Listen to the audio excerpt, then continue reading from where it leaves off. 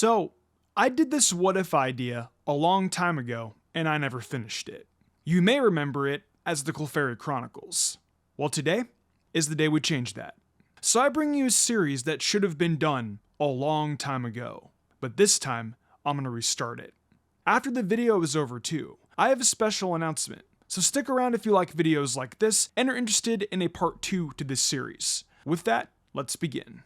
Oh yeah, you didn't think I'd forget the plug, right? Miss Magius, Crystal Clear Let's Play, and Windmaker HD Let's Play. Link in the description below. It was another night in the town of Pallet, a small but quaint town in the Kanto region.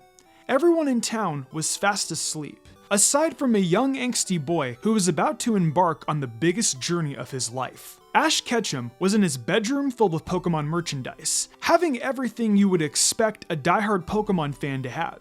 In his room, the TV was also on, with a very important battle going on between a Nidorino and an Onix. But Ash had more important things on his mind, because tomorrow, he was officially going to be a Pokemon trainer. Thrilled with the prospect of this incredible experience, he declares to himself that he will become a Pokemon master. However, this moment is suddenly interrupted by Ash's mother, Delia Ketchum.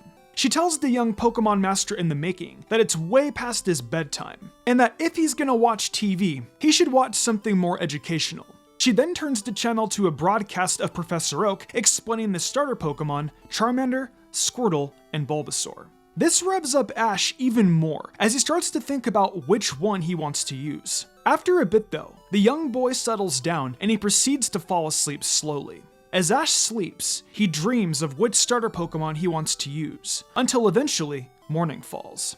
Unfortunately for Ash Ketchum, he is extremely late. Ash, realizing this, perks up real quick and dashes out of his house towards Professor Oak's lab. After a long dash, Ash finally makes it, tired and panting. Outside of the entrance to the lab, Ash is greeted by his longtime rival, Gary Oak. Gary then begins taunting Ash, calling him a loser, and saying that he's got the best starter Pokemon around. Ash asks to see it, but Gary turns him down as his cheerleaders recite a chant for the young prodigy trainer. With that, Gary and his squad of cheerleaders hop into a red convertible car as they drive off. Ash then makes his way into the laboratory where he meets with longtime family friend and renowned Pokemon expert, Professor Oak. The professor scolds Ash for being late and tells him he's definitely not ready to be a Pokemon trainer, especially with the pajamas he's wearing. Ash then tells the professor that he's more than ready, and he's excited to choose his starter Pokemon. Professor Oak then brings up a table with 3 Pokeballs. Ash declares after thinking it over carefully, the Pokemon he wants is Squirtle.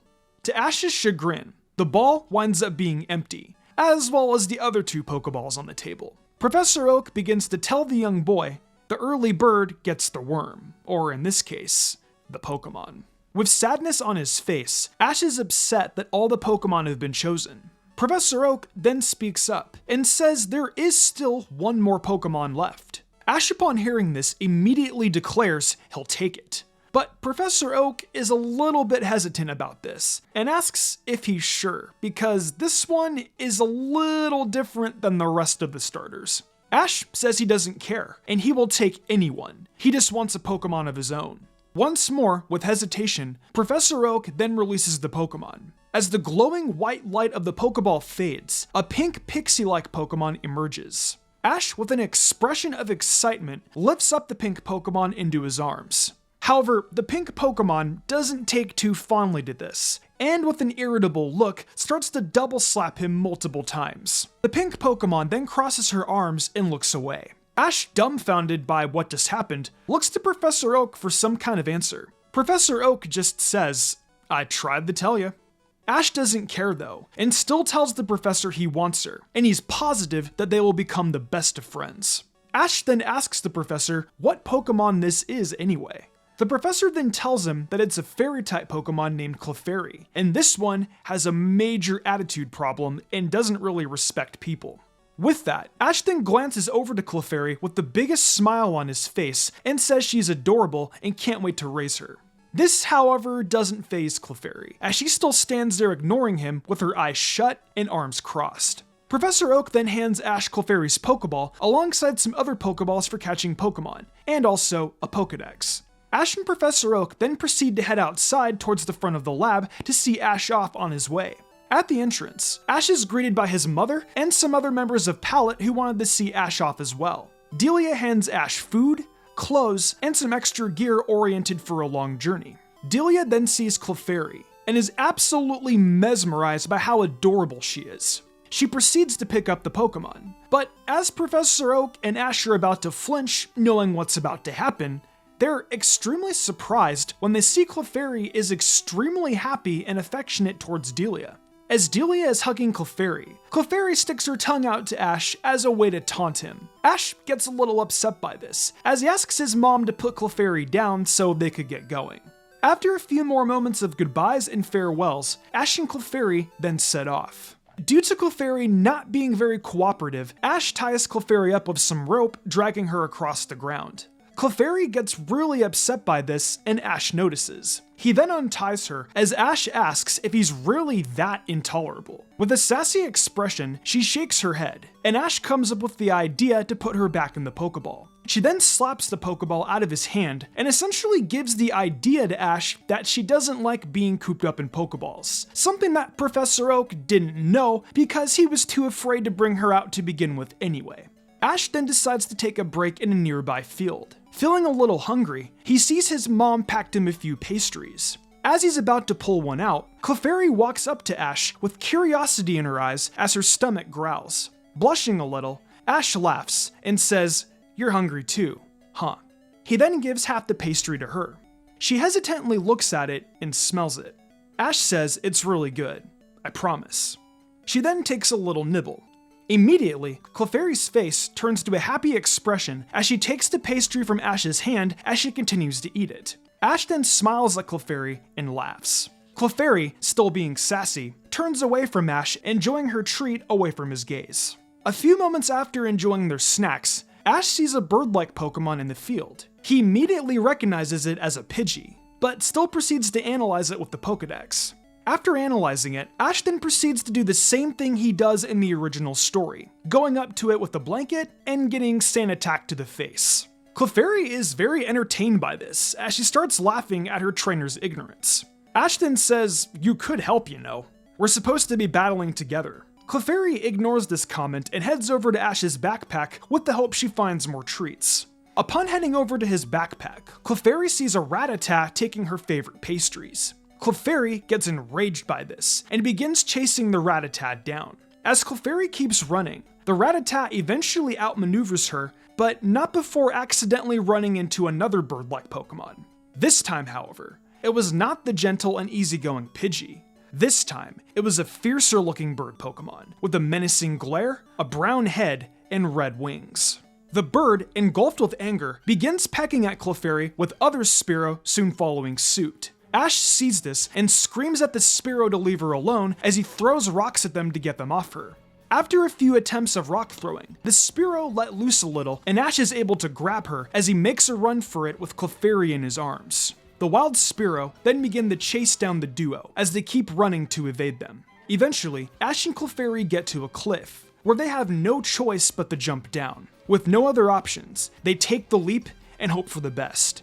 Luckily, they are hooked by a fishing rod and are greeted by a young girl with red hair.